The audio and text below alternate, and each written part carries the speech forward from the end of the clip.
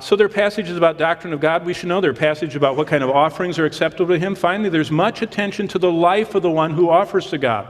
How we come, when we come, what preparations are needed, what is a wrong or bad way to come. That's what the whole Bible's about. Let me just give you an example.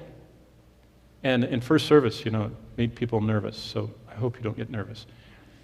Did you know there is a huge amount of the Bible that's devoted to how you're supposed to dress when you come before God? Did you know that? I was just, one time reading through the Bible, I was studying, trying to find as many truths as I could in Exodus and Leviticus and Numbers. So I decided I would count how many preparation steps there were for a priest on the Day of Atonement. It says he had to come from his home, and when he got to the camp, he had to change his clothes in the camp. But before he changed his clothes, he had to take a bath. And before he took the bath, he had to shave his entire body and wash with this pure temple water. And then he put on layer after layer, and it describes all these layers. And finally, there's something over the top of the layer and something on his head. And then they had to take blood. They had to kill an animal. He's still getting dressed. And they had to take the blood, and they put some here, and they put some on his toe, and they put some on his thumb. And then he had to wash that off. And then they put a little oil on his head. And I thought, we're not even started here. We're on step 27. And I thought, what is all that about? You know what it's about?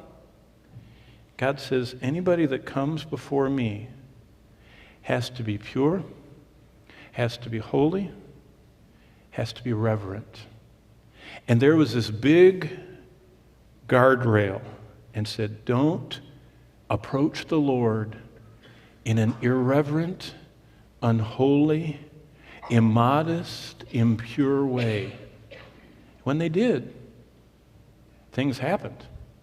And that's why the book of Hebrews says that our God is a consuming fire, and that we are supposed to realize that only those who follow after holiness will ever see him and dwell in his presence.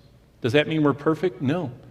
But like last Sunday night at communion, remember, communion is probably the highest form of worship that we have, because not only are we worshiping God, we're worshiping like they are around the throne. We're singing and praising and rejoicing and rehearsing his redemption of us from sin.